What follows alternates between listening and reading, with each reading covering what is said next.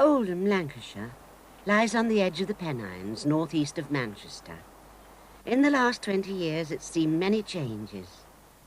To the outsider, it was a dump. But to us, it was home. I was married from there. My mother lived there. My father. The children were born there. So there's lots of things you're leaving behind. It's like something you've loved that's being hurt. In 1964, the last months of St Mary's, a small community in the centre of Oldham, were captured by a Granada television crew, recording a real version of their famous serial. Well, I think Coronation Street copied off us. We were there first, you see. We've been there years, haven't we? We were just ordinary people. We weren't acting. We were living it.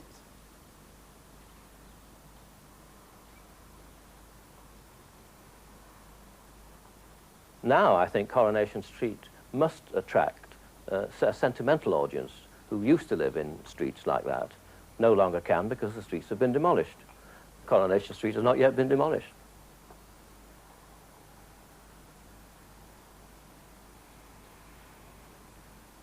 Happy memories.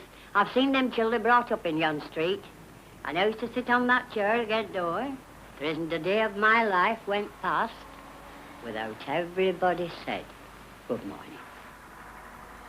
There's a great deal of nostalgia for the old cotton towns. But in 1842, Engels said, Oldham is one of the worst towns, practically no more than a huge working-class community. The town has been badly built, and the pall of smoke has blackened the houses of red brick. Oldham grew rapidly in the 19th century to become a world centre of coarse cotton spinning. In the boom year of 1907, a new mill was opened every month. From the age of 12, men and women worked in the mill or in textile machinery works. Hours were long, work was hard, but the self-contained communities which grew up in the small terraced streets wedged between the mills are remembered in these supposedly better times with genuine affection. Always very friendly people. Well, in the summer, they'd always sit on the doorsteps, you know, singing away. Singing a song, and 12 o'clock at night. Mothers got daughters, houses in the same row under the same landlord when they got married, helped them to bring the children up. Well, because the houses were so close together, and everybody was so neighbourly, they all knew one another's business. First go in one house and then another. St Mary's was built in the 1860s and 70s in a small triangle north of the parish church. The terraces and cobbled streets slope down from Oldham Edge and overlook the centre of town. Everything people could want was in that small area. It was bounded by factories and mills, a Catholic and Anglican church and 4 schools. The famous Oldham Market, Tommy Field, lay at one corner of St Mary's, and by 1900 the area had over 30 small corner shops, from cloggers to pawnbrokers. Culture and fun were found in 10 public houses, a cinema, a theatre, bookies and gambling dens. For the more serious-minded, the Labour Party and the Catholic Church were strong forces in the community. Despite all these advantages, the simple houses were neglected by landlords. As early as 1886, Oldham's medical officer of health said, "The form which poverty takes in St Mary's is unhealthy dwellings." In 1900, half the deaths each year were of children under 5. The neighbourhood created its own support system, protecting its members from the worst effects of poverty. Out of hardship grew friendship and kindness. It was 2 up, 2 down, you know, very small. 2 good houses on either side. Held mine up, mine were falling down. Nellie Cartwright was born in 1918. Her future husband, Billy, lived opposite her in William Street. They lived in the same street for 25 years and brought up 7 children there. Not very nice houses, but I had all my children there. They grew up until demolition there, you know. They couldn't play indoors, it wasn't big enough. 7 children in a little house like that, table, sideboard, 2 chairs, there was no room for nothing else. You didn't need a full carpet. A strip would do, you know. Fred Pearson was born in 1910. The Pearsons lived in Whiteley Street, and Fred found his own house in the street when he married Betty Entwistle in 1933. Correct. I just think they were. I mean, we weren't so bad like we had 2 bedrooms and just the 2 children, but some of them had 5 or 6 kids, just the 2 bedrooms. And sometimes, you know, some of them, they sit round to a meal, they couldn't all sit round the table, they used to all stand up all around the table. Oh, yeah. I don't know how they managed it. There must have been 3 and 4 in a bed. I'm not saying they were all like that, but, you know, just 1 or 2. The hardly bears thinking about now, you know, what the condition they were. It's when they have a communal yard. See, you might have 6 houses, 3 toilets. Oh, you used to get the old tin bath. You used to boil the water in the gas boiler, throw it in, and turns and turns it, get it in the bath. As we got older, I mean, we were only a few minutes walk off central baths. And we used the local baths more than anything. Ivy Scott was born in 1924. Her widowed mother, Elsie, brought up Ivy and her sister Anne in a house on Bar Gap Road at the top of St Mary's near Oldham Edge. And then she brought the 2 of us up out to the wash tub. She used to wash for people and iron, and we used to take it back and all this business. And she worked very hard, very hard. Eventually, she died at 54 years old, which was young comparatively, but actually she'd worn herself out, I think. We used to use sweeping brush on that, but because we're no hoovers then, or No carpets. no carpets on floor sometimes, with coconut matty. I mean, your mother used to bake and then do all the washing. Use the old slopstone for scrubbing the clothes. And then she used to have a special day for blacklead in the old Yorkshire grate. You name it, I've done it. Nursing children, cleaning for people, washing for them. You had to do something in between having children while you got a job back, you see, while you got a proper job. And you'd nurse other people's children going to school for a bob or 2, you see. You had to do something, because wages weren't the same as they are now, and you needed money just the same as anybody else, didn't you? Somebody started in mill. What time? You started in mill about 7 o'clock, 7 didn't you? o'clock, yeah. Well, they used to knock her up. Knock her up used to come along and used to wake in the street up. Terrible noise. Ah, they'd tell her, they used to have a lot of wires on a big pole and used to rattle on the windows. You'd shout down, right, I'm up, you know. An uncle of mine, he was poorly. So they got another bloke to do his job, and he was deaf and dumb. He said, how did it go on? He said, well, he kept banging on window, he said. What happened? I said, he had to get out of bed, come downstairs and shove him away from the window. Let it go away.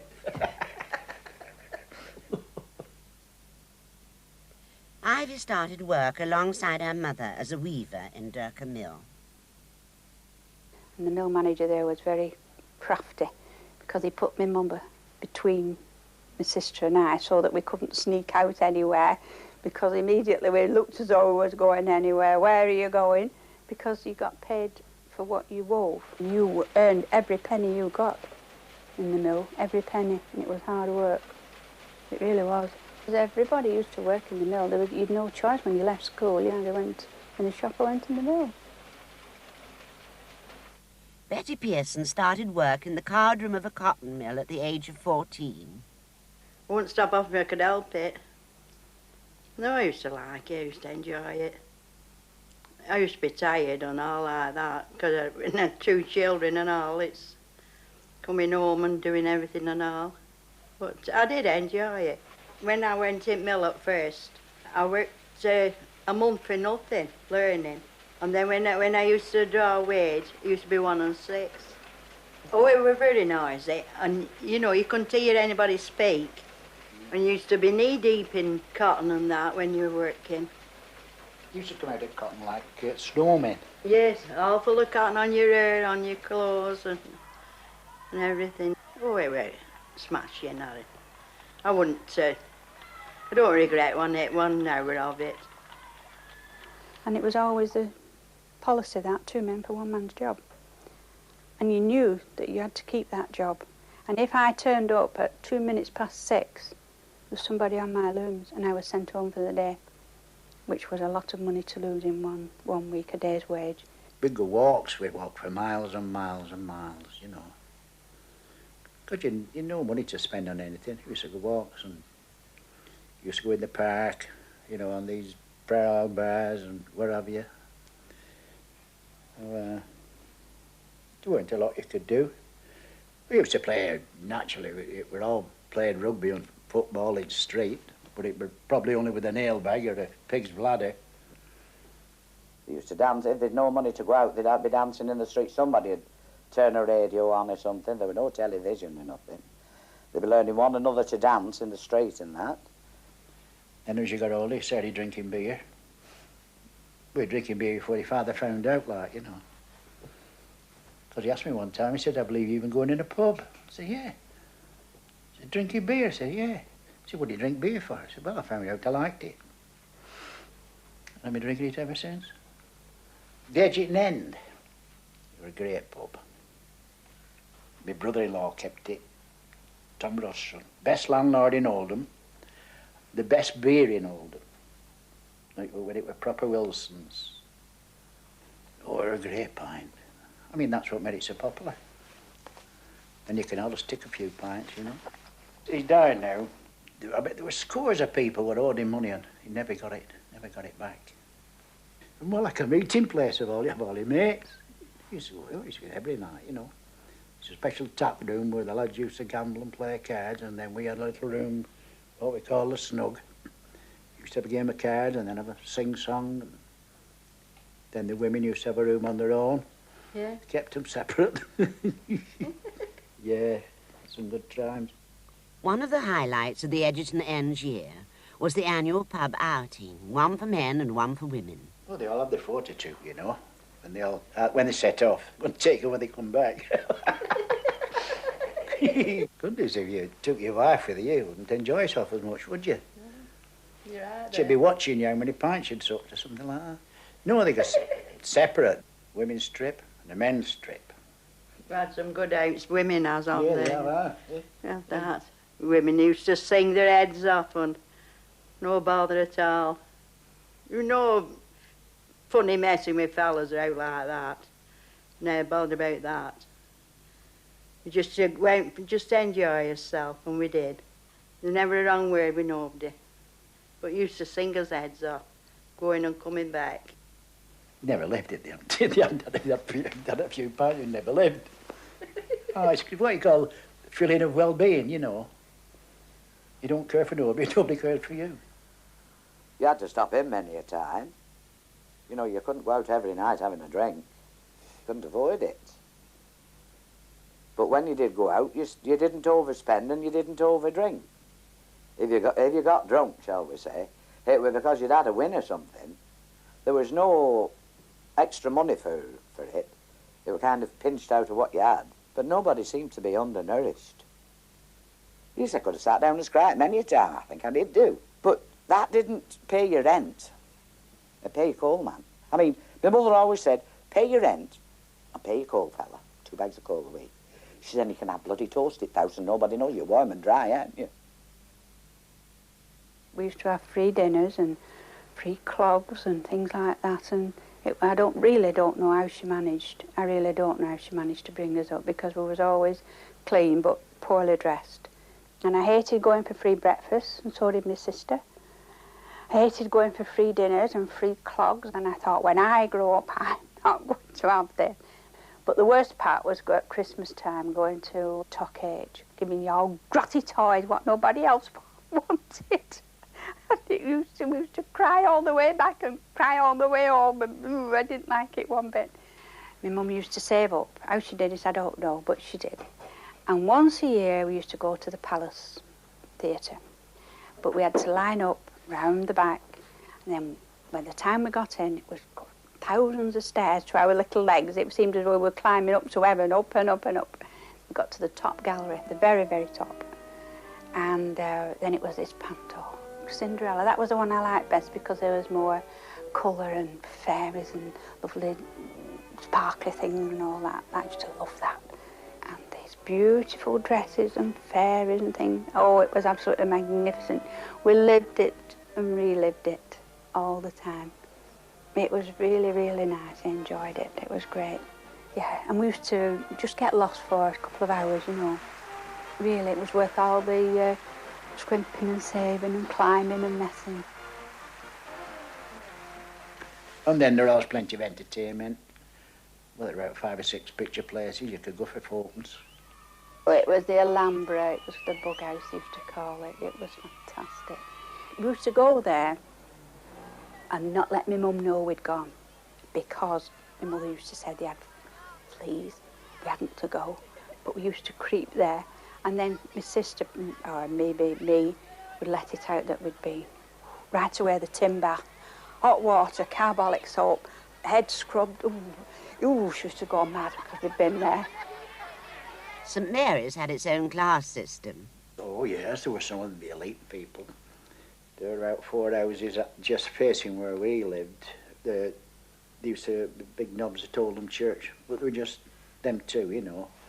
All them were kept decorated outside. Say on our houses, you never saw any paint on, you know. But they were like a bit elite in their own tempo way, you know. I don't suppose they were any better off than we were. They had to work for a living, just saying. Yeah, they were two founders. They were really more or less a bit snotty. People with plenty of money, regular work, and then the ordinary people. My mother used to draw what they call outdoor relief. That was parish outdoor relief. Used to give you money to manage on, you know. And then there was the people that owned the mills, and of course they had the big houses near the mills. But there were streets where they was in regular work, and there was what we call the posh folk, you know. Didn't have the clogs on, and they didn't have this, and they didn't have that. But it was a good social life with, if you kept within your own people, you know, like people the same as you. Oh, there were one woman in streets who used to run a money club, a 20-week club. Mrs. Beard. And there was, you might know her name, should you? So, she used to have numbers 1 to 20. You paid 2 shilling for a shilling for 20 weeks. And when your number come up, you got £1. But what she used to do, nearly everybody got a number 1, but she used to knock 2 bob off. So they got about 18 shilling. She used to make 2 bobs off all these people. Them they are unofficial money lenders. Yeah. No, I couldn't do it. I could never fancy that woman. My mother-in-law used to go in and take Billy's suits at pawn shop every Monday morning. A good job we never went out during the week because he couldn't have had his suit on. And we had to wait while she got her coppers at weekend to get it out. We were married at Saturday, and at Monday night we were going out with my father and some of their friends, and there were no suit in the wardrobe. I thought we'd been burgled, you see. And he says, my mother will have pawned it. I said, well, I wouldn't like to tell you what I said about his mother. She says, well, I pawn it every Monday. While he were at home, I said, well, he's not at home, he's married to me now. She said, well, I bought him the suit. I said, yes, but you give me the bill for it. Oh, you see them all going up the little parcels. Some pawn the suits, some pawn the shoes, some pawn the washing. Before they were dry. Yes, they were on, weren't they? True that. Nearly everybody went. No shame in going to pawn shop. No. It was much better then than it is now. You know, you could leave your doors unlocked, you'd never have any thief. There was no theft at all. You'd know from to pinch anyway. What you had were nailed down, weren't it? There was husbands coming home drunk at dinner time, having a holy row and throwing them out, and, you know, I don't think it was crime, it was more anger, and they'd go and have a booze up and come home and have a good row and that. But there wasn't the vicious crime that there is today, you know.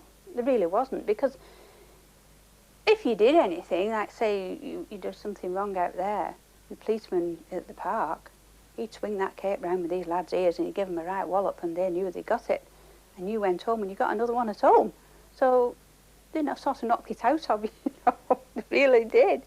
But not saying it was all sweetness and light, it wasn't.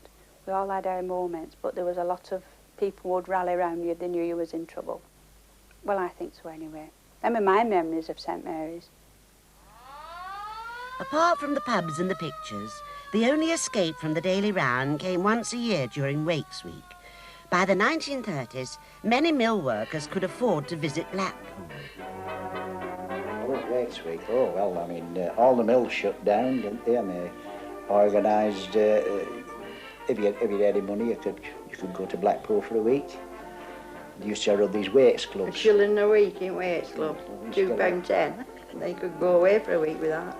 And I used to go on train for 9 shilling, £1 for me lodgings, and for a pier ticket for dancing.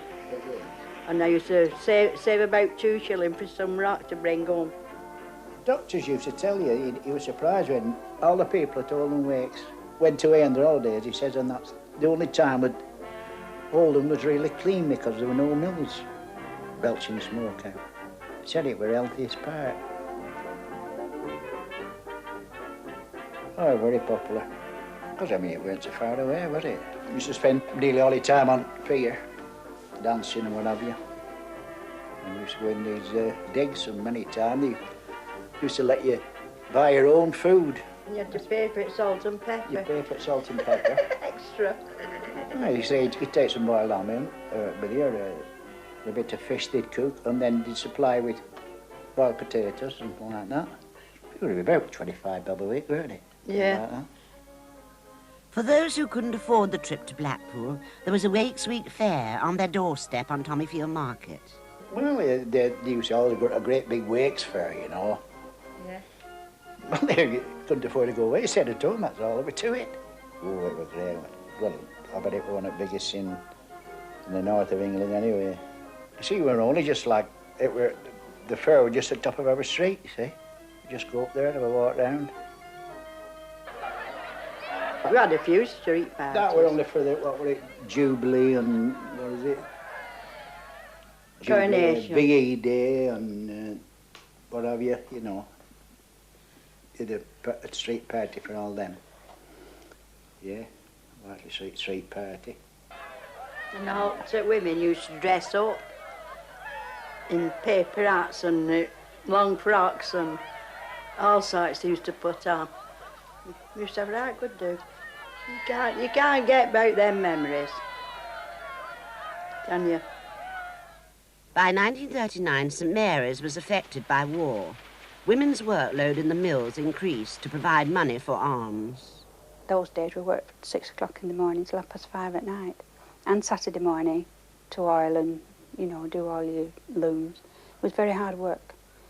And then I went back working at night, 7 while 9, fire watching on the roof. On a hazy day, Jerry comes droning over about 3 miles up.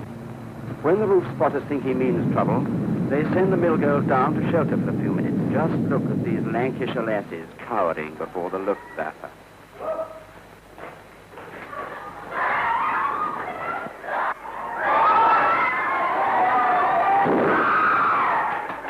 These are the folk whom Field Marshal Goering hoped to bomb into capitulation.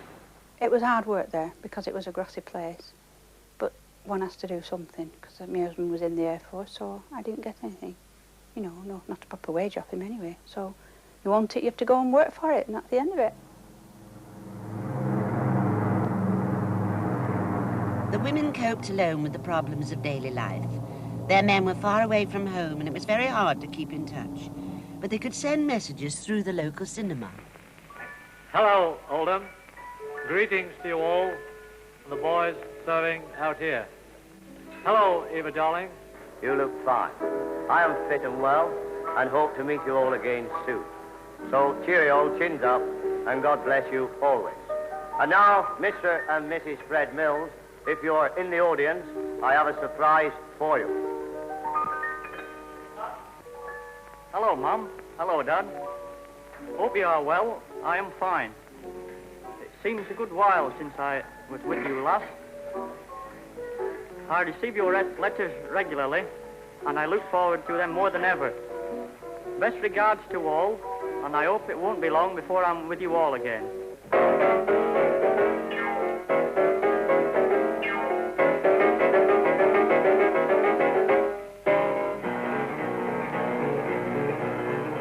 These servicemen were returning to a brave new world in 1945.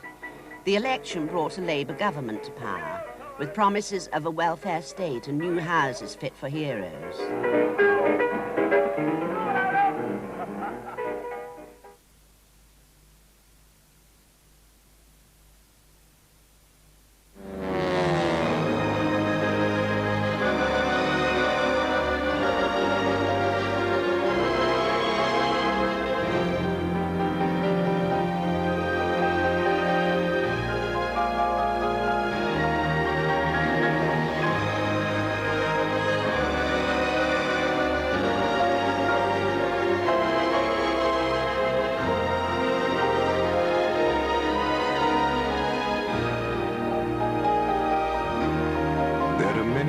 To show your wife you love her, but none lasts as long as an eternity ring of fine quality diamonds.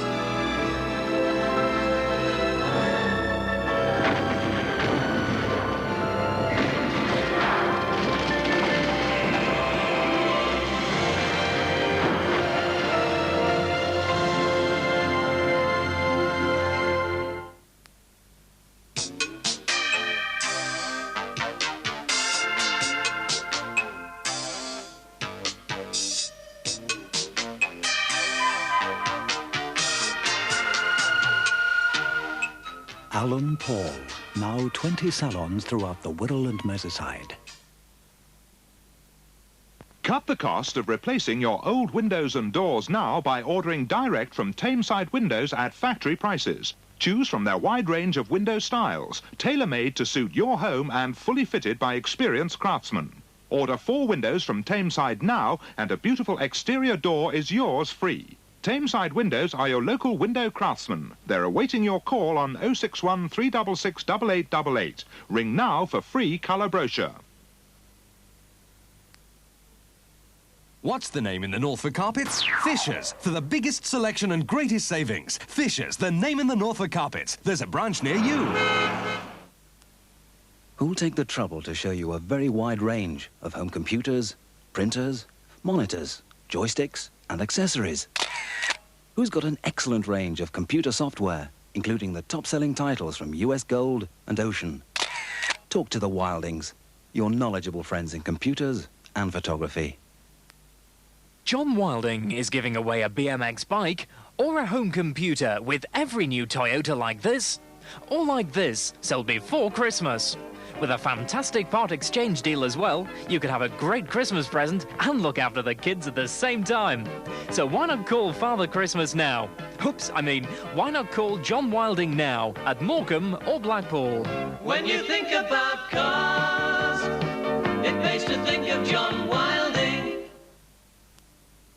Now in Stretford, John Ainsworth Tyres and Exhausts. When your motor needs a helping hand, there's no one does it better than John Ainsworth Tyres and Exhausts. Those were the days when either we mucked in together or we went under. Well, we didn't go under. We picked out our best men to command. Services and civilians, scientists and technicians, leaders and rankers. We stood in together and we saw it through. That's how we've won the war for freedom. And now, what about this war against ill health and unhappiness? This is another war for freedom. And don't let's have anyone getting up and saying that's different. It isn't. But its battlefields are our thickly crowded areas and the slums are its front line. The fighters are still the common people. Architects, doctors, planners, engineers, social workers, step out into the light. It's you who have to plan this invasion. We are waiting for the signal now. The Labour Party swept to power in 1945 on this tide of optimism. But the reconstruction of Britain proved slow. By the 1950s, over a third of British homes still had outside toilets. The grand visions of London architects affected Lancashire not at all. Oldham settled back to work in the cotton mills. In St Mary's, life went on almost unchanged, and a new generation was growing up. Tony Turner was born just after the war. Earliest memories of the area were of feeling quite safe and secure in that area, not being too much aware of the outside world. This is before television was readily available. And you didn't just receive too much information from any other quarter apart from the area that you lived in. So there was this nice blanket around it, which I think probably in retrospect accounts for some of the nostalgia that people feel. My mother had a few sisters, 4 sisters, I think, and 2 of them lived in the same street. There were gaps of 2 houses between each of the houses, but they'd all moved to that, or stayed in that one street when they got married. Yeah, my sister did the same thing when she got married and came back to live in Oldham. She was away with her husband who was in the forces. They moved round the corner from us, so it was taken that you didn't move too far away. Margaret Beard was born during the war. She lived with her mother in a tiny one-up, one-down, back-to-back house in Lord Street, St Mary's. In 307 Court, and it was just an entry, and you went through it, and there was houses, just one door, 2 rooms. No, it was a belting place. Even the houses, as bad as they were. But our house were all right, you know, so I didn't find anything wrong with it. Because, as I say, it was what you see when you're a child and what you see when you're growing up are 2 different things, you know. So they're quite nice. My mum kept it nice. And then, of course, the only thing I can say about it was the colour, very drab. And the only thing that did bring any colour into it was the rag rug. People had a reasonable standard of living. They maintained themselves, you know. The women mopped and stoned the steps regularly, and they didn't. They'd be reminded of it by the neighbours. Appearances were very important. But there was no overall impression of poverty, and certainly no poverty that I can remember. Housework in the still primitive kitchens was exhausting for women like Margaret's mother, a full-time mill worker. And she'd walk in and she'd just plonk herself down on the nearest chair, and that'd be it, you know, for at least half an hour. And eventually she'd get round to making tea. But she was very ratty, and I found a lot of the older people were. I mean, she was 42 when she had me. And as I say, I'm thinking now about 6, 7 year old. So she was going on for 50. She was still working all the hours God sent in the mill. And I would assume that most of the houses were built to accommodate the workers for the cotton mills, as that was a common practice. The series of interconnecting ginnels, alleyways, joined the smaller streets together. It's quite a maze, great place to play games in, a lot of places to hide. The whole area was a playground. I mean, you didn't sort of just stick to your own street all the time. You went to other people's areas, you know. Yeah, we were allowed in all the houses. Nobody ever got shoved out or anything. They were sort of antis. Yeah, it was nice, you know. You could go in there if your mum didn't want you in the house and it was a bit rough outside, you could just go in one of their houses. And they did nice things for your parents, you know, if you weren't too well off. They sort of... One old woman made a dress out of paper for me one weekend because it was coming wits and she thought my mum had out, you know. There was very little chance of getting into any real danger because parents, not your parents, but other people's parents, would watch out for you anyway. And if they saw you doing anything wrong, you'd immediately be stopped on the threat of telling your parents. Nellie was really strong matriarch. I was friendly with her sons. Nice lads. She was even-handed with everybody. I got in a fight around the back of their house one day, and I ran in there to get out of the fight, but I was outnumbered. She threw me back out, straight back out, and said, "Yeah, you'll be okay, get out there and do it." So I went out and did it, and got pasted. Thank you, Nellie. He were a little bugger like, a few of them were. And he wouldn't be told. And he were as nice as pie at front of his mother and father. And they never believed he did anything wrong. Well, if a child's doing wrong and he keeps doing it wrong, I mean, there's no need to name what some of the things he did. Now, he's a grown-up person now. But to swear, which is not fair, I won't.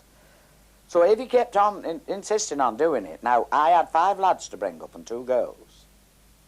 And if he got away with it at home, mine weren't getting away with it. So he got clouted. And if he didn't like it, he wouldn't come again, would he? He kept coming round to be with our lads, so I couldn't have hurt him so much.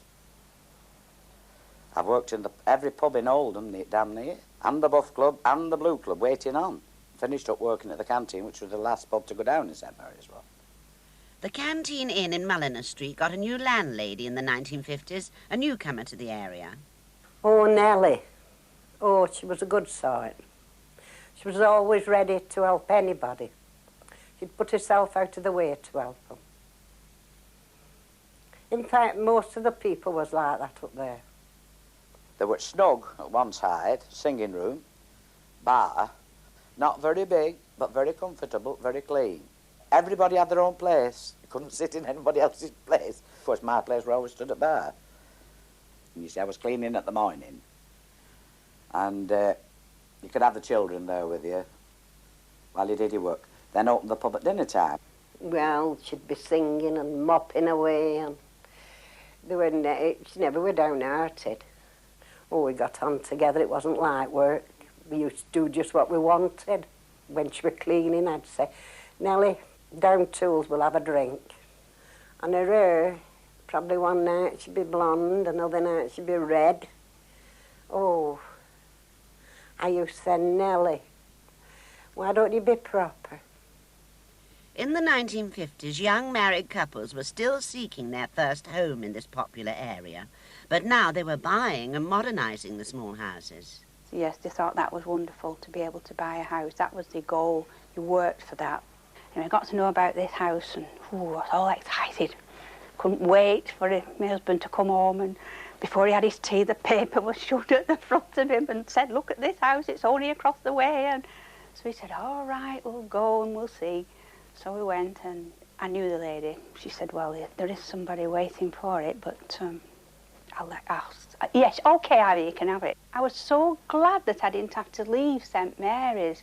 I was there and I got my own little house, and I'd even planning the wallpaper, was having my tea, you know. I thought, oh, I'll have this and I'll have that. And I had no money. I didn't know how the hell I was going to get it, but I got it. First of all, we had a bathroom put in, which was very unknown at that time. Then we had, we had a garden, a nice little rose garden. He made a little conservatory for plants. We had all the window bottoms taken out, red tiles and a red doorstep, and new doors. My God, I thought it was Queen Elizabeth in my little house. All the row was doing the same thing. And we made that little street a little, well, to me it was like a paradise. It was my home and I enjoyed it. But a lot of the houses on St Mary's, they did neglect them. There are lots of things that the landlords could have done to make life a lot easier. All they did was just draw the rents, and that was it. Mod cons, cars and TVs could cushion but not cure bad housing. Many back-to-back houses were beyond repair. This is a typical 19th century cotton town. Hundreds of mills were constructed, houses of a nasty kind built round them, with no thought of amenity or good standards about them. Tom Cartledge came to Oldham in 1960 to apply for the new job as borough architect. I got up about 5 in the morning and decided I would look round in the early morning light. So dressed and went out into the area behind the church, which I now know as St Mary's Ward. I was horrified by what I can only describe as the pathetic remnants of families which were to be found in the houses there. The sort of degradation of the whole area. One of the first things that struck me was the dirty condition of the children. And I thought back again to the new town I left and felt very depressed about the situation. When they offered me the job, I said yes, I would take it. The thing that bothered me about this place is the appalling condition of a place I've looked around this morning. You call it the St Mary's Ward. I said it's a disgrace to you and to the country as a whole. One of the councillors kind of leapt in his seat rather like a victorious boxer and waved his arms and said, just the job. He said, I've been telling them this for years. He said, this is what we want, no? This kind of thing. No? We fully intend to do something about the St Mary's Ward, and this is really what we want you here for. Thinking about this, you thought, well, as an architect planner, apparently they have offered you a job. For God's sake, kind of go on and get on with it, get something done about this. So I was convinced that until the plight of these sort of places was brought to the notice of the sort of government in all its forms, we would never get anywhere. And what better than, in fact, to have it demonstrated on either radio or television. In 1962, the BBC arrived to make a programme exposing slum conditions in Oldham. A mile away lies St Mary's Ward. There the dark rows of terraced houses, 2 rooms up, 2 down, cover almost every inch of earth like drab sores. St Mary's is next on the list in Oldham Slum Clearance Drive. Even so, it will be at least 5 years before these people have decent homes. The 19 houses that form this typical Lancashire court have, surprisingly, not yet been condemned. These houses are about 150 years old, but such is Oldham's housing problem that they haven't been condemned yet, although they will be. They're back-to-back houses. That means that 2 houses are built back-to-back with the interior wall of one being the back wall of the other, and that means that 59 men, women and children all have to use these 4 toilets. These toilets are as old as the houses. 3 families to every one of them, and they haven't got any modern flush or anything of that kind. Well, Mr. Cartwright, why does it take so long? How many houses, in fact, are condemned in Oldham? 15,000. And are you reducing them very rapidly? No, not at all. In 1954, there were 11,000 condemned houses. We've been building since then at a rate of a little over 300 a year, but it's insufficient to cope with the problem, and at today's date, we have 15,000 slum houses. Oldham Council, to keep its shrinking population, decided to rehouse people in a new estate within the town. So the fate of St Mary's, right in the centre, was sealed. And in June 1962, it was declared a slum area. I felt absolutely shattered that someone could come and tell me, or tell everybody, that the place we'd chosen to live, where I was born, where I was happy, when we'd done all my house, got it like a little palace, that someone could say, right, this is a slum area, that and the other.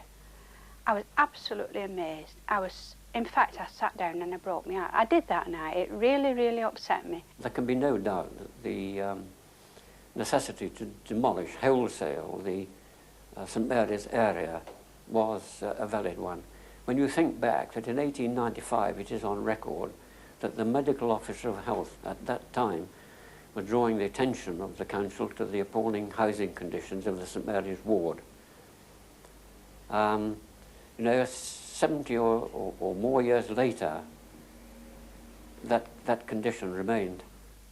I lived in one house. They took the half stone out to put me a little modern gas fire in, take the old coal fire out, and there were a bed of blackjacks in it. They used to run up the bloody walls at night. So there was no doubt that we had a replanning exercise on our minds of an extensive character. It fitted in very well with my personal ideas about the reconstruction of this town. To speed along his huge programme, Tom Cartledge brought in the Minister of Housing. Here was a potential ally. So I asked if he would be interested in a slum clearance scheme, a rebuilding scheme in Oldham. So without saying anything to anybody, they came to Oldham and looked around the St Mary's ward. And he said, this is absolutely the thing. He said, it's perfect for our purpose. The ministry used St Mary's as a guinea pig to test a new kind of building, the only way to rehouse people quickly. In 1962, researchers moved in to interview residents. They wanted to discover their housing needs and to design system-built units which matched them. They were particularly struck by the residents' attachment to their area. I always thought it was a tremendous shame that all that should be just taken away, removed in one fell swoop because of a decision at the town hall with very little consultation with the people that lived there. There was a referendum was held, which wasn't a very meaningful. It was the, or would you prefer a poke in the eye with a sharp stick question. The survey had recommended that people should be rehoused within St Mary's, but that kind of redevelopment in phases was not technically possible. The council chose to build a low-rise development that needed a completely cleared site. Everything from the centre of St Mary's had to be demolished, and residents moved to estates on the outskirts of the town to allow the building programme to go ahead. The new estate was to consist mainly of system-built flats. The one thing almost everyone selected, a house on St Mary's, was the one thing no one was going to get. No one wanted to question the council's wisdom. You were being moved, and that was it. People obviously felt a great deal of resentment about it, but through what channel do you voice that resentment? If you're not active in local politics, there were no residents' associations in those days, since the majority of the houses were owned by private landlords. And CPO was CPO. The end of that particular street was certainly. Human kindness, so to speak, is, and consideration for other people is at its very best in adversity. And God knows people in the St Mary's ward were living in conditions of adversity. A lot of them are forgetting how the bad conditions were, you see. And they say, oh, I wish them days were back. They don't really mean it. When they stop to think about it, they wouldn't voluntarily go back to them old houses they lived in, some of them. But some of them would, because they were good houses. And they'd spent a lot of money and a lot of time on them. So if them that were living in the older type of houses, would you go back to bugs and blackjacks when you'd been free of it? Well, I was rather shocked when we all knew that it was coming down. Even the customers, they didn't like it. And they were worried. They used to think, well, what's good of doing anything to our homes now that it's coming down?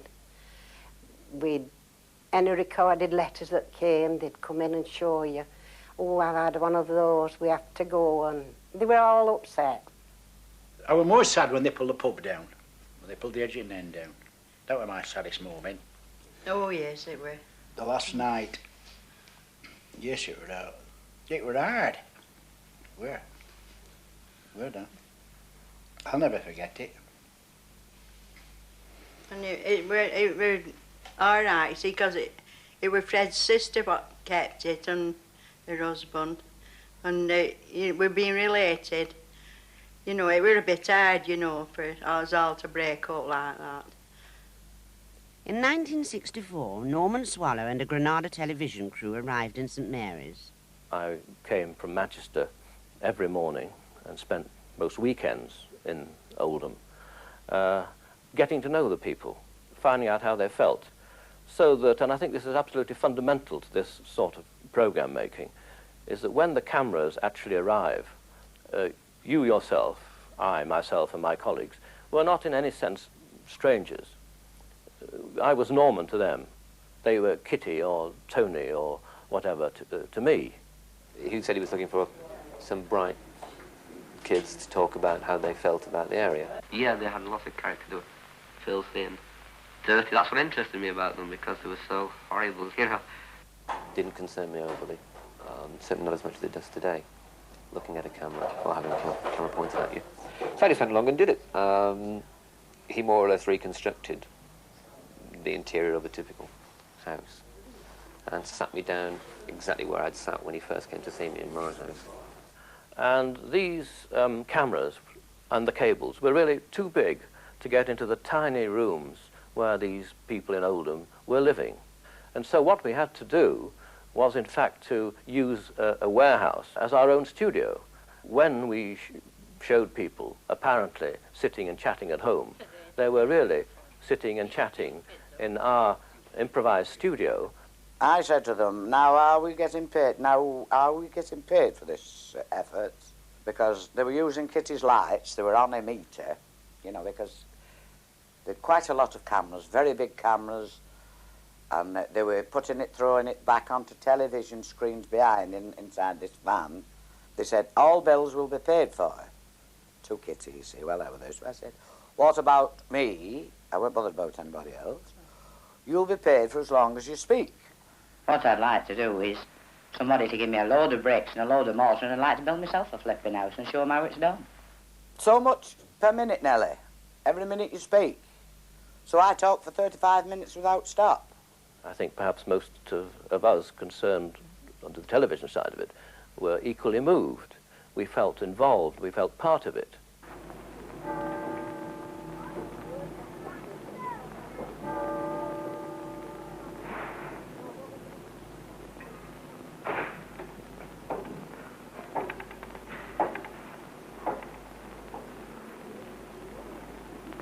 I feel very sad about it, because it looks so big bombs at it. You know, little houses in between with people still living in them. It's really sad to see them pulled down, you know, because they are Oldham, these old houses. They are the real Oldham. You know, all the dirty mills and chimneys. And it's not really what it's made out to be. You know, the north, it's not all industry and clogs and shawls and cobble streets. It's growing, and I suppose houses have got to go down to grow with it, which is a shame, really. If I had my way, I'd leave one house standing, just one little house standing. People could say, oh, that's a good old house, you know. People have worked and lived in there. I felt really angry when I saw the conditions under which people were living in these older industrial communities. Now, this is infuriating. You walk around the streets and the courts and you see the degrading conditions that human beings have to live in. My part of these problems relates to flesh and blood and people's feelings. My difficulty is when we tell people that they're about to be moved, they seem to suddenly realise that they're not so badly off where they are. I really like where I am. I mean, they're only like cottages, but you can keep them nice. And I think they shouldn't disturb people when they're getting on. But I don't agree with what they're doing. The people were getting scared. I said, take no notice. Don't bother. You'll be all right. They won't come down yet. So when we had to go, and the time came, I was very, very sorry. Very sorry and very sad. St Mary's Ward. Oh, yes. Top priority, yes. We've got to push 500 houses up there in the next 12 months. And we haven't got the site cleared yet.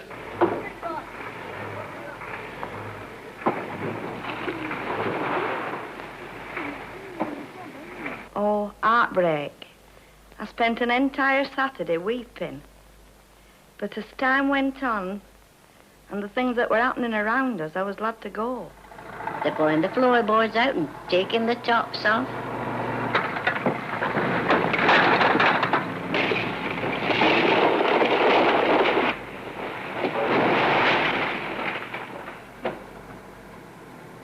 Well, actually, I felt horrible. I kept going out every 5 minutes, you know, thinking how they're doing me now, how they're doing my house now. Anyway, we had to wait quite a while. But when the boys did bring the bulldozer in, they came over to the house I was living in. They said, Nellie, she's going down now. Well, honestly, I stood at the top of the street and cried.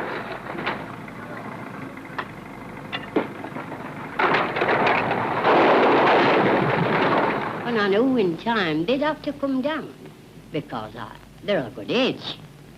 But it's missing all the pink.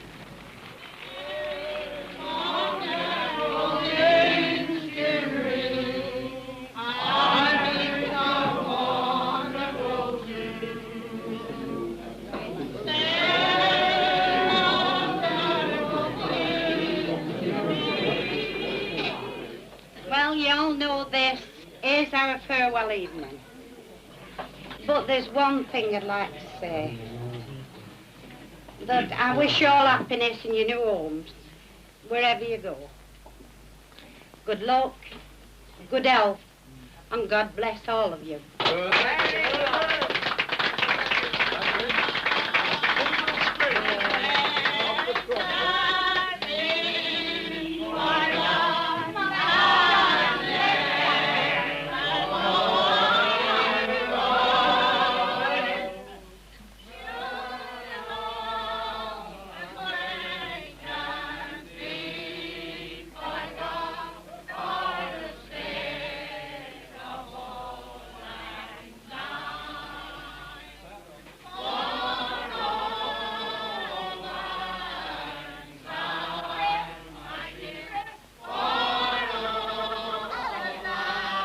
So we poured oil on it and trampled dirt over it.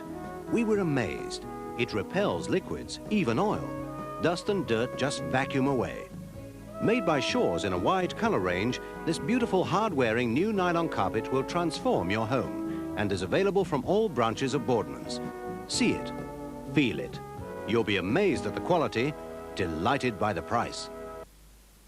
Now in Stretford, John Ainsworth Tyres and Exhausts. When your motor needs a helping hand, there's no one does it better than John Ainsworth Tyres and Exhausts.